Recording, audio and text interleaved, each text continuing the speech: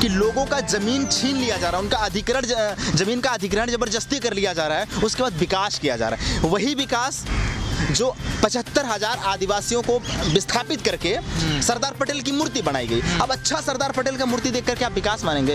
ये जो 75,000 लोगों को जो विस्थापित किया गया, क्या वो विकास के दायरे में नहीं आते? इसी विकास की श्रृंखला में 13 लाख आदिवासियों को उनकी जमीन से बेदखल किया जा रहा है झारखंड और छत्तीसगढ़ के गलियारों में। क्या आप उसको विकास मानते हैं? आप अपना CV भेज दीजिए किसी बड़े न्यूज चैनल्स में, आप 10 सरनेम अपने साथ लेके भेजिए, पांडे, शुक्ला, त्रिवादी और अपना भेज दीजिए चमार, जाटो, यादव करके। आप देख लीजिए कि इंटरव्यू के लिए किसको बुलाया जाता है। निजीकरण में जो उच्च दबके के जो बैठे हैं, वो किस समाज के लोग बैठे हैं, वहां पर आपको अछूत बनाया जाता है, आपको उस व्यवस्था से बाहर किया जाता है।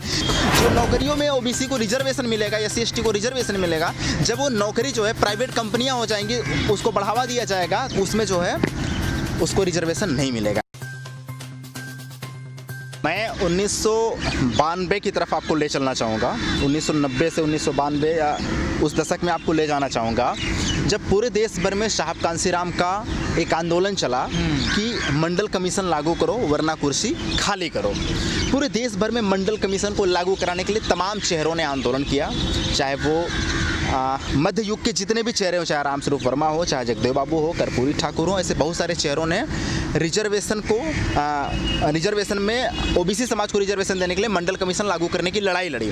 लेकिन जब कांग्रेस को लगा कि मंडल कमीशन लागू होगा और इससे OBC समाज को भागीदारी मिलेगी, तो कांग्रेस ने जो है इसके खिलाफ माहौल बनाना शुरू किया। इसके खिलाफ जब कांग्रेस ने माहौल बनाना शुरू किया और RSS, भाजपा, कांग्रेस सब एक साथ खड़े हुए और उन्होंने मंडल कमीशन का विरोध करना शुरू किया। फिर मंडल कमीशन का विरोध इसलिए करना शुरू किया क्योंकि मंडल कमीशन से OBC समाज को रिजर्वेशन मिलता था। वह रिजर्वेशन जो बाबा साहब ने भारत के संविधान में लिखा था, लेकिन इस देश की कांग्रेस सरकार ने नहीं दिया करीब 42 साल तक। ठीक, लेकिन जब मंडल कमीशन लागू हुआ तो कांग्रेस को लगा कि यार अब इस पे सारा OBC, सारा शेड्यूल कास्ट, ट्राइब समाज इकट्ठा हो चुका है, अगर हम इसको लागू नहीं करेंगे तो देश में एक विद्रोह हो सकता है। इसलिए कांग्रेस ने एक दूसरा तरीका अपनाया जिसे कानून में कलरेबल एक्सरसाइज कहा जाता है, यानी अप्रत्यक्ष तरीके से मंडल कमीशन को खत्म करने का सोचा। कांग्रेस ने उस समय LPG सिस्टम लाया, जिसका फुल फॉर्म है लिबरलाइजेशन, ग्लोबलाइजेशन एंड प्राइवेटाइजेशन, जिसको सरल शब्दों में वैश्वीकरण, उदारीकरण या निजीकरण कहा जाता है। तीनों का संदर्भ एक ही है, जिसको निजीकरण कहा जाता है। निजीकरण इसलिए कहा गया क्योंकि स्कूलों में जो रिजर्वेशन OBC समाज को बच्चा को मिलता था, अब स्कूल जब निजीकरण हो जाएगा तो निजीकरण स्कूलों में या जो निजी संस्थान होंगे वहाँ पर रिजर्वेशन नहीं मिलेगा। जो नौकरियों में OBC को रिजर्वेशन मिलेगा या SC/ST को रिजर्वेशन मिलेगा, जब वो नौकरी जो है प्राइवेट कंपनियां हो जाएंगी, उसको बढ़ावा दिया जाएगा, उसमें जो है उसको रिजर्वेशन नहीं मिलेगा। उसके बाद से इन्होंने डिसइन्वेस्टमेंट की पॉलिसी अपनाई, सरकारी कंपनियों का लगातार विनिवेश करते रहे और सरकारी कंपनियों का में जो है प्राइवेट कंपनियों का शेयर बढ़ाते रहे। मैं सिर्फ कहने की इतनी कोशिश कर रहा हूँ कि निजीकरण का जो कदम था, दरअसल ये OBC आरक्षण यानी मंडल कमीशन के खिलाफ था। ठीक, ये वही भारतीय जनता पार्टी सरकार है जो मंडल कमीशन के विरोध में सरकार गिरा दी थी, और ये वही कांग्रेस सरकार है जिसने साइमन कमीशन का विरोध किया था। ये वही RSS है जिसने साइमन कमीशन का विरोध किया। तो कांग्रेस ने, RSS ने साइमन कमीशन का विरोध किया चूंकि SC/ST को आरक्षण अधिकार देना चाह रहा था। यही कांग्रेस ने, यही भाजपा ने और यही RSS ने मंडल कमीशन का विरोध किया चूंकि OBC समाज को रिजर्वेशन दे रहा था। तो ये दरअसल जो निजीकरण का कदम है, निजीकरण OBC आरक्षण को खत्म करने का एक कदम है।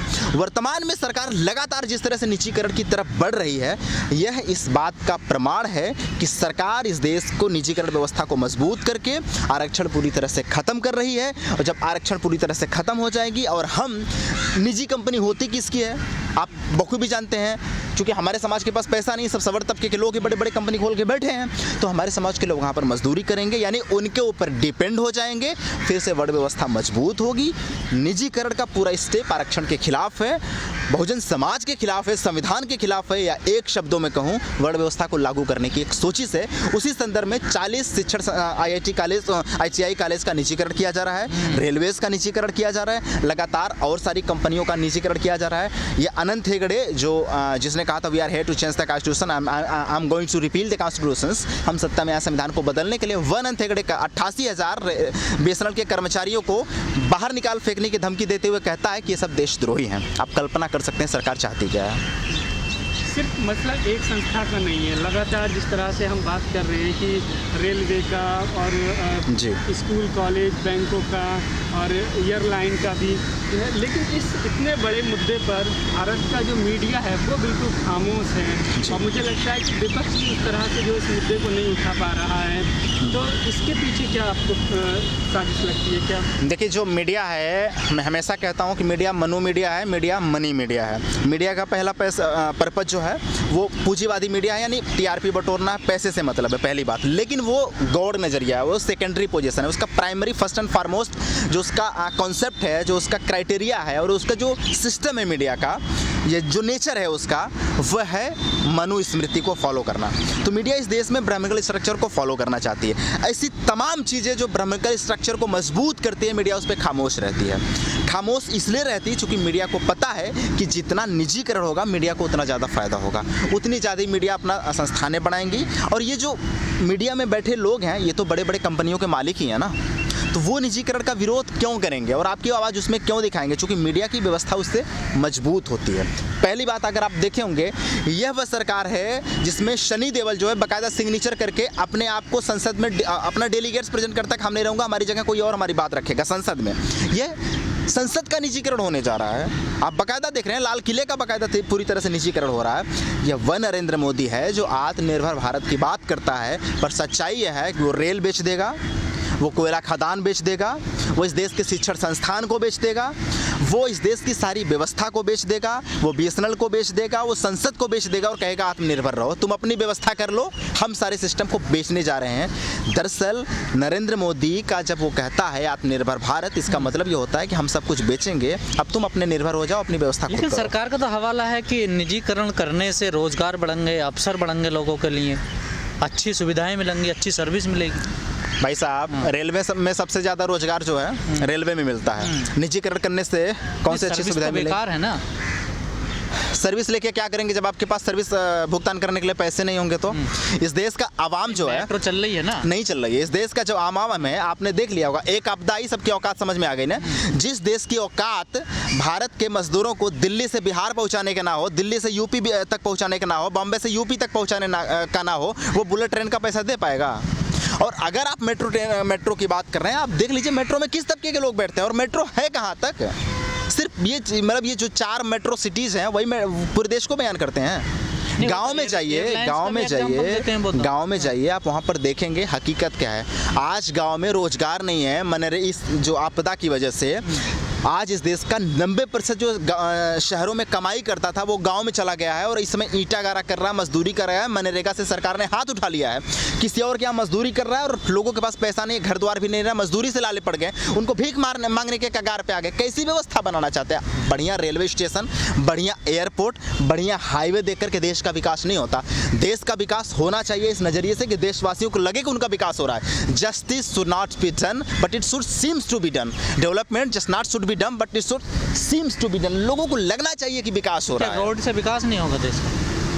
नहीं, रोड से विकास होगा। रोड मैं बता रहा हूँ, रोड का विकास होगा। इस निजीकरण में रोड बन कैसे रहा है? निजीकरण में रोड ऐसे बन रहा है कि लोगों का जमीन छीन लिया जा रहा है, उनका अधिग्रहण, जमीन का अधिग्रहण जबरदस्ती कर लिया जा रहा है, उसके बाद विकास किया जा रहा है। वही विकास जो 75,000 आदिवासियों को विस्थापित करके सरदार पटेल की मूर्ति बनाई गई। अब अच्छा सरदार पटेल का मूर्ति देख करके आप विकास मानेंगे? ये जो 75,000 लोगों को जो विस्थापित किया गया, क्या वो विकास के दायरे में नहीं आते? इसी विकास की श्रृंखला में 13 लाख आदिवासियों को उनको जमीन से बेदखल किया जा रहा है झारखंड और छत्तीसगढ़ के गलियारों में। क्या आप उसको विकास मानते हैं? तो आप इस बात से तो सहमत हैं? एयरलाइंस को निजीकरण हाथों में दिया रहा, आज हर कोई लोग उसमें यात्रा कर रहा है। हर कोई कहाँ यात्रा कर रहा है भाई? गांव की औकात अभी पैसेंजर में बैठने के नहीं, और एयरलाइंस में क्या यात्रा करेगा? बात छोड़िए ना, अब तो 3-3 हज़ार 2-2 हज़ार 2500 में गांव की यात्रा, ट्रेन का टिकट है वो अब प्लेन में मिल रहा है। हम कह रहे हैं गांव को आप नकार करके देश की संकल्पना नहीं कर सकते मेरे भाई। ये कुछ तबके के लोग हैं, जैसे आप बड़ी कंपनी होता है, जैसे बड़ी मछली होती है ना, बड़ी मछली छोटी मछली को खा जाती है। ये जिस तरह से निजीकरण हो रहा है, ये छोटे छोटे जो उद्योग कंपनी उनको लगातार तरीके से खा रहे हैं। आप देखिए ना, इसी चांदनी चौक इलाके में चले जाइए, बता दीजिए कोई भी किसी भी गली से आप 100 घर देख लीजिए, बता दीजिए कितना SC/ST का घर है उसमें। सूरज भाई, आपका ये कहना है कि निजीकरण जो है वो जनता के हित में नहीं है? बिल्कुल नहीं है, बिल्कुल नहीं है, बिल्कुल नहीं है। क्या परिणाम इसके देखते हैं फ्यूचर में? आज आप निजीकरण की वजह से इस देश का जो शोषित वंचित समाज है उसको नौकरी नहीं मिल रहा है। आप जिससे अच्छी व्यवस्था की बात कर रहे हैं, मैं आपको एक एग्जांपल दे रहा हूं, आप एक अच्छे पत्रकार हैं, आप अपना सीवी भेज दीजिए किसी बड़े न्यूज़ चैनल्स में, आप 10 सरनेम अपने साथ लेके भेजिए, एक पांडे, शुक्ला, त्रिवादी और अपना भेज दीजिए चमार, जाटो, यादव करके, आप देख लीजिए कि इंटरव्यू के लिए किसको बुलाया जाता है। निजीकरण में जो उच्च दबके के जो बैठे हैं वो किस समाज के लोग बैठे हैं, वहाँ पर आपको अछूत बनाया जाता है, आपको उस व्यवस्था से बाहर किया जाता है। जिस समाज में अभी भी सड़क पे चाट पाव खाने की औकात न हो, वो जाकर के KFC में नाश्ता नहीं कर पाएगा। आप समझिए इस चीज़ को। पहली बात, इस देश के आर्थिक व्यवस्था के हालात को समझना पड़ेगा और इस देश में जो आय विषमता है उसके हालात को समझना पड़ेगा। इस देश में मुट्ठी भर नहीं, मैं तो कहूँगा चुटकी भर के लोग ऐसे हैं जो इस एयरलाइंस में सफ़र करते हैं मेरे भाई। वो चीज़ तो सरकारी कंपनियों में भी है ना सर, जातिवाद तो वहाँ पर भी है। नहीं, जातिवाद है वहाँ पर, जातिवाद बाकायदा वहाँ पर, लेकिन सरकारी कंपनियों में आप अपने भागीदारी की मांग कर सकते हैं, ये आपका अधिकार है, ये आपका संवैधानिक अधिकार है। प्राइवेट कंपनियों में आप नहीं कर सकते हैं। जैसे रेलवे सरकारी संपत्ति है, लेकिन जब रेलवे का निजीकरण किया गया पूरे देश भर में, वो तो प्राइवेट कंपनियों का ठेका लेकर के किया ना। अब उसमें तो प्राइवेट कंपनी के लोग काम करेंगे ना, तो उसमें क्या आरक्षण रहेगा? क्या नहीं रहेगा ना। रोड जो है, ये रोड जो है वो समवर्ती सूची में आता है, इसमें केंद्र और राज्य का दोनों का हक होता है। लेकिन जब रोज ठेके से बनाई जाती है तो ठेका किस तबके का लोग लेता है? क्योंकि आपके पास तो हैसियत प्रमाण पत्र नहीं होता ना। और जो रोड बनाते हैं वो किस तबके के लोग बनाते हैं? वो बेचारे मजदूरी करके, दिहाड़ी मजदूरी करके बनाते हैं, जिनको सरकारी नौकरी मिलनी थी। यह निजीकरण का हस्र है। निजीकरण का हस्र यह है कि इस देश में आज 10 करोड़ से अधिक शोषित वंचित समाज के लोग शहरों में फुटपाथ पर भीख मांगते हैं, और लेकिन इस देश की मीडिया 10,000 कश्मीरी पंडितों का ढपली बजाती है। यह निजीकरण का हस्र है।